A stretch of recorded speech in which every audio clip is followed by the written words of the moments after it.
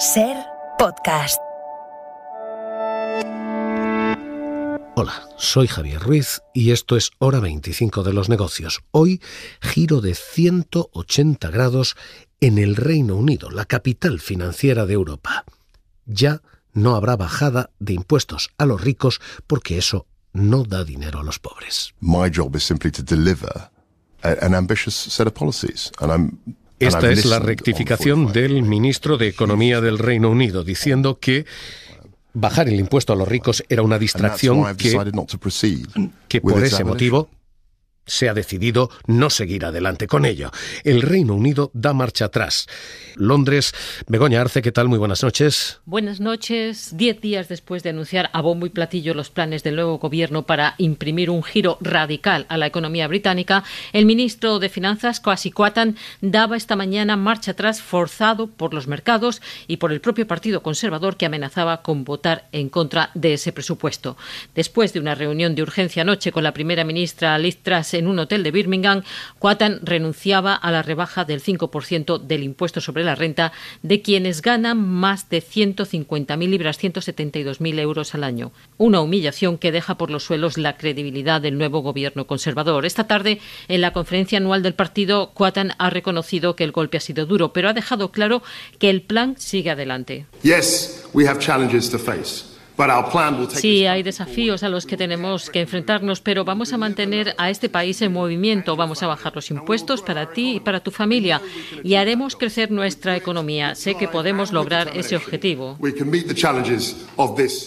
Un discurso de apenas 20 minutos sin anuncio alguno ni detalles sobre los términos de esa nueva política. Y el ministro no ha hablado del recorte del gasto público inevitable, según el Instituto de Estudios Fiscales, si se mantiene ese programa económico. Claro, y esta es la segunda parte de todo esto. Se iba a bajar los impuestos a los ricos. Se iban a ingresar 45.000 millones de euros menos. Porque los ricos iban a pagar mucho menos. Y además se iba a gastar mucho más. Se iban a gastar 150.000 millones más en contener el precio de la energía. Ingresando menos y gastando más, lo que todos los organismos decían es el agujero contable iba a ser del 12,8% del PIB de la economía británica, es decir, un agujero monstruoso que podía hundir la economía. Hoy se rectifica lo primero. Hoy se dice: no pagarán menos impuestos los ricos, sino que seguirán pagando el 45% que pagaban hasta ahora. Pero no se dice nada de si va a haber recortes en el gasto público, de si va a haber o no menos coberturas. Inmediatamente después del anuncio y cuando se rectificaba y todas las televisiones recibían ese momento. Big breaking news for you that will impact almost all of us. We're hearing that Liz Truss is preparing to scrap plans to remove the 45p top. Cuando, por ejemplo, Sky News decía: gran noticia de última hora, se rectifica ese plan para que los millonarios paguen menos. Michael Gove, who said that the Prime Minister had no mandate. Inmediatamente después, la libra resucitaba, la libra que había caído a su nivel más bajo de la historia, fruto de ese agujero económico. La economía se había debilitado y la moneda se había debilitado. Hoy, la libra... Pablo Anzola, ¿qué tal? Muy buenas noches. ¿Qué tal? Buenas noches. Hoy resucita. Sí, a primera hora, tras el anuncio, la libra repuntaba más de un 1% frente a la moneda estadounidense. Terminaba esta tarde intercambiándose por encima de los $1,13. Escala, por tanto, hasta niveles del 20 de septiembre, días antes del anuncio del plan fiscal británico que llevó a la divisa a hundirse, lo decías, hasta niveles no vistos desde 1948. Desde comienzos de la semana pasada, con la intervención de emergencia del Banco de Inglaterra, la libra ha ido recuperando terreno. A pesar de eso, la fortaleza del dólar sigue pasando factura a esta y a otras divisas. La británica ha caído más de un 15% desde enero. Esto es lo que tenemos. Y esto es lo que ha ocurrido hoy. Hoy se da marcha atrás a esa propuesta de abaratar los impuestos de los ricos y hoy se da marcha atrás al desplome de la economía y de la libra. Hoy, por fin, se rectifica. Lo que desde el día 1 se sabía era un error. El argumento de que bajar impuestos a los ricos da mucho dinero a los pobres fue enterrado, insisto, en los años 90. Pero ha sido necesaria la intervención y el consenso de absolutamente todo el mundo. Este fin de semana, la agencia de calificación Moody's ha tenido que acudir a una amenazar con rebajar la deuda y la calificación de la deuda británica. Este fin de semana, Standard & Poor's ha hecho exactamente lo mismo, y antes lo habían hecho también los organismos internacionales, como el Fondo Monetario, que pidió al Reino Unido revertir esta política, no imponer ideología sobre la economía, o el Banco Central Europeo, que había pedido subir los impuestos a los ricos y no bajarlos, o la OCDE, que había lanzado mensajes como este. And so we believe that it's very important having more targeted fiscal policy support than temporary is crucial. Que era importante tener políticas fiscales que fueran dirigidas a los pobres y que pagaran los ricos. Not only in the MEs, as I said before, but also in many countries around the world. Lo que tenemos es un desafío a la economía y, sobre todo, al consenso de Washington, en el que, incluso por muy a la derecha que se esté, se sabe que bajar impuestos a los ricos no da dinero a los pobres. Es más, los medios más conservadores de Europa han llamado absolutamente de todo al gobierno por intentar imponer esto. Un recorte de impuestos ideológico. Lo han hecho nombres tan poco sospechosos de ser marxistas como The Economist, el diario conservador liberal por excelencia, The Economist, que se anunciaba así, como el diario que hay que leer por si uno se encuentra con Henry Kissinger. Hey. Thank you. Good evening. Good evening. It's Henry Kissinger. Ready for a good chat? Aquel diario dice que la receta de Liz Truss y del gobierno es la receta de cómo hundir una economía. Dice que la receta de Liz Truss es la receta para no gobernar un país, sino para hundir a las clases medias. E insisto, lo dice The Economist, nada sospechoso de ser un comunista bolivariano. Lo dice Financial Times. We live in a world where business from the four corners of the earth can be found in one place. And that one place can now be accessed in any way you want. Now, more than ever, we live in Financial Times. Global business is always at your fingertips. Financial Times dice lo que está haciendo el gobierno conservador en el Reino Unido es ideología, no es economía, y es, dice literalmente, ideología doctrinaria. Financial Times dice que quien esté pensando en qué herencia va a dejar esto tiene que tener la absoluta certeza de que bajar la recaudación en 45.000 millones de euros simplemente lo que va a dejar como herencia son unas arcas vacías. Y lo mismo ha dicho otro diario conservador, el británico The Times. Get more of the Times and the Sunday Times for less than £1 a day with a digital subscription. Know your Times.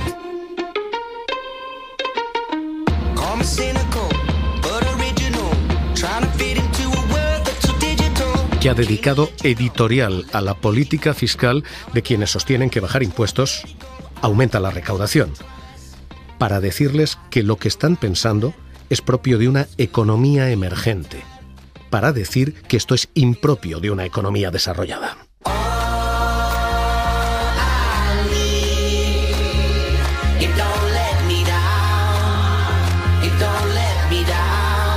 Esas publicidades de The Economist, de Financial Times, de The Times retratan que el consenso ideológico, incluso a la derecha, no es este, y no apuesta por bajar impuestos y, desde luego, no a las grandes fortunas. Que el Reino Unido navega en dirección contraria a las mareas, circula en dirección contraria a la de las autopistas, por cierto, y que lo que se creía que era una idea enterrada, una idea zombie que parece resucitar, también vive aquí en España, donde el Partido Popular está defendiendo exactamente esto, bajar los impuestos a los más ricos. Lo ha hecho Juan Manuel Moreno Bonilla, bajando el impuesto de patrimonio al 0,2% de la población más rica, los que tienen más de 3 millones de euros, con este argumento. Esta bonificación al 100% del impuesto de patrimonio, incluida en la bajada de impuestos que aprobaremos mañana, no tendrá, porque yo ya sé las críticas por dónde van a venir a la eliminación de antiimpuestos, pero quiero aclarar algunas cosas. Primero, no tendrá apenas impacto negativo en las cuentas de la Junta, puesto que apenas supone un 0,6% de lo que recauda el conjunto de la Administración andaluza. Y es verdad que hay una diferencia fundamental entre lo que hace el Reino Unido y lo que hace el Partido Popular, y es el tamaño. El Partido Popular apenas recorta 93 millones, mientras que el Reino Unido pretendía recortar 45.000. Pero ahí acaban las diferencias. Todo lo demás es exactamente igual. Se pretende rebajar impuestos a los más ricos y se defiende esto diciendo que se va a beneficiar a los más pobres. Hoy ha habido rectificación del Reino Unido. Y entiendan ustedes si ha habido o no rectificación del Partido Popular, porque hoy su responsable en economía, Juan Bravo, decía que el PP ya no defiende bajar impuestos, sino simplemente no subirlos, dice. Bueno, yo creo que la situación del Reino Unido es una situación muy concreta y en ese sentido hay que estudiar que, por ejemplo, lo que le planteaban al gobierno es que no veía ningún esfuerzo en materia del gasto público, que nosotros, por ejemplo, llevábamos pidiendo. No es tanto el problema de bajar o no bajar los impuestos, sino que no veían ningún gesto en el ahorro de esa cuantía, ¿no? En segundo lugar, fíjese, vuelvo a reiterar, independientemente de que nuestra política sea siempre que las cuentas públicas lo permitan y siempre que la coyuntura económica lo permita, bajar impuestos. Pero en este caso no se está planteando bajar impuestos. Lo que estamos planteando es no subir los impuestos. Hasta ayer habíamos oído a Núñez Feijóo decir que lo que había que hacer era bajarlos. Hoy el PP dice que lo que hay que hacer es no subirlos. En fin, hoy todo este follón es o no una rectificación, que es exactamente lo que dice el PP. Mariela Rubio, ¿qué tal? Muy buenas noches. ¿Qué tal? Buenas noches, Javier. Sí, a los pocos minutos de conocerse la marcha atrás de la Premier británica, Feijóo se reafirmaba en su apuesta por eliminar el impuesto de patrimonio, reivindicando, eso sí, las políticas del gobierno socialista de Portugal y obviando del todo a sus colegas los conservadores británicos. ¿Qué es lo que hacen los socios? Pues los socios bajan impuestos. Y he visto lo que hacen los socios portugueses. Y los socios portugueses no tienen donaciones, sucesiones ni patrimonio. Y prácticamente a la misma hora era el responsable económico del partido, Juan Bravo, el que se esforzaba por marcar distancias entre el plan del PP y el plan británico. Que yo creo que tenemos margen, por ejemplo, en el caso de España, saben que, como dice el presidente Feijóo, son más de 200 millones de euros diarios lo que este gobierno se está endeudando. Y en sentido similar se pronunciaba hace unos minutos en Cuatro Alberto Núñez Feijóo. Porque esto nada tiene que ver con el Reino Unido. El Reino Unido ha hecho una bajada masiva de impuestos y los mercados le han dicho que si baja tanto los impuestos no puede cubrir el pago de su deuda, ¿no? No, lo que nosotros hemos hecho ya se hizo en España. En el año 2008 el presidente Rodríguez Zapatero, Partido Socialista, suprimió el impuesto de patrimonio en toda España. Y mientras tanto, la presidenta de la Comunidad, Isabel Díaz Ayuso, que la pasada semana reivindicaba sus políticas utilizando la iniciativa británica, hoy no ha mencionado la marcha atrás de Liz Truss, aunque sí ha cifrado el daño que a su juicio implicará el impuesto a las grandes fortunas para Madrid. 5.000 millones, ha dicho, por la fuga de 13.000 contribuyentes. Tenemos zombies económicos que creíamos enterrados en los años 90 de vuelta, con esa idea de la curva de Laffer y esa idea de que bajar impuestos aumenta la recaudación. Una historia que se fraguó en los años 80 y que a día de hoy creíamos enterrada. Hoy vemos que resucita. ¿Por qué?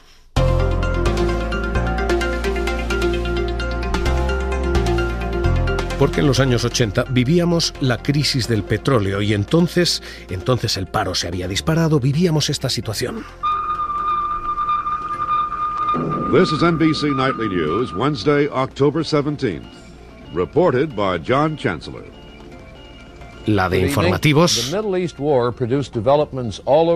que hablaban de una crisis del petróleo que había disparado los precios y disparado el paro, y que llevó a las economías de todo el mundo, también la americana, a una recesión hasta los años 80. En los años 80, Ronald Reagan llegaba y se convertía en presidente con una idea: bajar impuestos. I stated during the campaign, and I repeat now, I will not stand by and see those of you who are dependent on Social Security. Y esa era su gran promesa de bajar impuestos a las clases generalmente más ricas, pero también a las clases medias. Segundo, desregular el mercado. Y tercero, recuperar el empleo. Y funcionó. No funcionó la bajada de impuestos. No fue la bajada de impuestos la que empujó la economía. Funcionó que terminaba una recesión y empezaba una recuperación. Pero aquello fue explotado por Ronald Reagan como si la bajada de impuestos hubiera provocado aquello. No como si el péndulo recesión-recuperación hubiera funcionado como funciona siempre, sino como si su bajada de impuestos hubiera sido la que dio lugar a aquello, con una campaña electoral en 1984 en la que Ronald Reagan decía: vuelve a ser un buen día en América, vuelve a amanecer en América. It's morning again in America. Today, more men and women will go to work than ever before in our country's history. Diciendo Nunca han ido a trabajar tantos hombres y mujeres. Nearly 2,000 families today will buy new homes.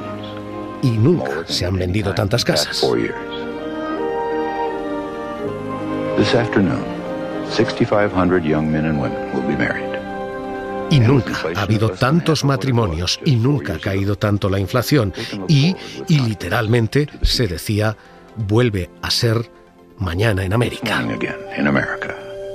And under the leadership of President Reagan. Gracias a Ronald Reagan. Aquella fórmula fue copiada también por Margaret Thatcher. Bajando impuestos y recortando las cargas, se decía, a todos los contribuyentes. Pero lo que se vende como una historia fiscal fue en realidad una historia natural. No fueron las bajadas de impuestos las que provocaron aquello. Fue el simple tránsito de una recesión a una recuperación. Aquello no es una historia de triunfo fiscal, sino de triunfo natural. Simplemente cambiaron las aguas económicas. Y se puede comprobar en 3-4 parámetros. El empleo efectivamente había visto cómo el paro se disparaba en el año 80-81 y cómo bajaba hasta el año 89. Reagan leyó entonces que era gracias a él. La recuperación fue tan cíclica que el paro siguió bajando incluso cuando subieron los impuestos. Cuando Clinton subió los impuestos, el paro siguió bajando. Y cuando hubo subidas de impuestos después, el paro bajó todavía más, hasta el 3%. No fueron los impuestos los que dieron lugar a aquel movimiento en el mercado laboral. Fue simplemente una recuperación económica. Y no, los salarios tampoco volvieron con aquella bajada. De hecho, lo que ocurrió fue una cosa nada sorprendente. Se bajaron los impuestos a los más ricos y los salarios del 1% más rico crecieron un 80%. Mientras que los salarios de las clases medias crecieron un 1%. 80% los millonarios, 1% el resto del país. El resultado fue un aumento de la desigualdad absolutamente brutal. Y tercera medida que demuestra que no fue aquella bajada de impuestos la que provocó aquellos milagros. La productividad, lo que da el potencial a largo plazo de la economía, no solamente no creció, sino que tocó su punto más bajo, porque las clases medias y las clases bajas estaban cada vez peor y porque no había reinversión en la economía, como se predica. La productividad creció hasta 1995 un 1,4%. En los años de Clinton creció un 2,5%, incluso en mitad de subidas de impuestos que defendía el entonces siguiente ocupante de la Casa Blanca. Nearly $1 trillion in tax cuts, but not $1 for Medicare. Clinton fue el hombre que disparó la productividad en Estados Unidos. Y si con las políticas de Reagan aquella productividad hubiera tardado 49 años en doblarse, con Clinton tardó 25 años en doblarse. Así que no, las bajadas de impuestos no provocaron ni el aumento de empleo. De hecho, ese empleo siguió creciendo incluso cuando subían los impuestos, ni el aumento de los salarios. Hubo un aumento de desigualdad, ni los aumentos de productividad que se predican. No, aquello fue un fracaso y aquello fue simplemente algo que creíamos enterrados hasta los años 90.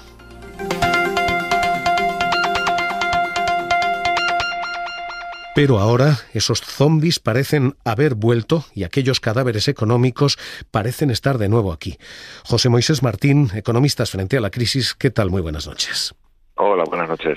Hoy el gobierno británico da marcha atrás. Así que le pregunto, ¿esto es otra sentencia de muerte a eso de que los impuestos bajándolos activan la economía? ¿O eso es una sentencia de muerte cuando uno está en el gobierno, pero se puede seguir jugando cuando uno aspira al gobierno? ¿Esto es una baza electoral o esto es un hecho? Bueno, yo creo que es más una baza electoral que una política seria de gobierno en las fechas en las que estamos. Lo ha explicado muy bien. Digamos, toda la política de los años 80 de bajadas de impuestos, de privatizaciones, en realidad fueron un fracaso social y muchos de sus resultados realmente no se debían a esas políticas. Por lo tanto, repetirlas ahora en este contexto no solamente va a ser inútil, sino que, como hemos visto, puede ser incluso contraproducente, porque los mercados han reaccionado muy negativamente y, de hecho, han tenido que dar la vuelta, porque una cosa es decirlo, ¿no?, en campaña o cuando uno quiere ganar las elecciones, y otra cosa es ponerse y hacerlo, y efectivamente se encuentra con que pierdes rápidamente la confianza de los mercados si no planteas una política fiscal seria, ¿no? Que es lo que ha pasado en el Reino Unido. Hemos visto diferencia en empleo, en salarios, en productividad con los años de Reagan. Hoy se puede practicar a menor escala, porque hoy el Partido Popular ha dicho lo que hay de diferencia entre el Reino Unido y España es que ellos lo han hecho masivamente, pero que si se hace de manera más pequeña, entonces sí se reactiva la economía. ¿Hay una diferencia de tamaño o no? Bueno, lógicamente el problema es que hasta cuándo te permiten los mercados seguir manteniendo la confianza, ¿no? Y el problema que tenemos en España es que no se trata de hacerlo poco o mucho, sino que tenemos una deuda pública del 117% del PIB, estamos con un déficit estructural del 3%, y si tú estás anunciando bajadas de impuestos sin anunciar al mismo tiempo los recortes de gasto que tendrían que ir asociados, lo que te vas a encontrar es que vas a perder tu propia credibilidad también, ¿no? Por lo tanto, yo creo que es un camino equivocado, se recorra un paso, se recorran 10, ¿no? Yo creo que por ese camino no vamos a ir bien y lo podremos ver si lamentablemente se ejecuta esa política. El argumento de quienes defienden esto es efectivamente los años 80, y lo que se dice es hubo un momento en el que esto brilló y esto triunfó. ¿Válido ese argumento? No, a fecha de hoy yo creo que no, porque la combinación de elementos que se dio en los años 80, que pues no solamente la bajada de impuestos, sino también una profunda desregulación de los mercados financieros, una profunda privatización de muchísimos servicios públicos, sobre todo en el Reino Unido, que luego han tenido consecuencias catastróficas, ¿no?, para la calidad de estos servicios, no se puede volver a repetir. O sea, no podemos desregular todavía más los mercados financieros, que fue justo lo que nos llevó a la crisis financiera del 2008, y hay pocas cosas más que privatizar, ¿no? Y por lo tanto, a mí me da la sensación de que ese experimento, que fue una combinación de diferentes elementos, a fecha de hoy no solamente no es repetible, sino que intentarlo sería contraproducente, ¿no? Yo creo que es un mal camino volver a la Reaganomics y a la política de Thatcher, desde luego. Pues José Moisés Martín, Economistas frente a la crisis, gracias por estar esta noche aquí en Hora 25 de los Negocios. Un abrazo. Un abrazo y buenas noches. Esto es lo que tenemos. De hecho, justo el camino contrario es el que se está recorriendo en la Unión Europea. Hoy lo que se apuesta es por más gasto público y por financiar de manera conjunta ese gasto público. Hoy la Comisión Europea plantea, Griselda Pastor, un sistema de financiación para cubrir red social para todos. ¿Qué tal? Muy buenas noches. Buenas noches. No es esta una reunión como las otras. Llega marcada por el impacto del plan alemán de ayuda a sus industrias, que ha vuelto a abrir el riesgo de una fisura interna. Francia pide que el dinero previsto para el fondo del COVID y no adjudicado, 20.000 millones en subvenciones, sean redirigidos a esta crisis energética, aunque la duda está en saber si serán suficientes, lo que en la práctica reabre el debate sobre la necesidad de ampliar este fondo o de crear un fondo nuevo.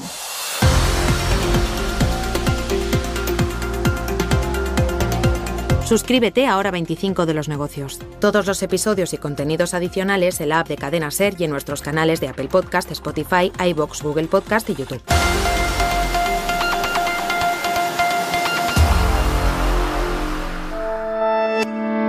Cadena SER. La radio.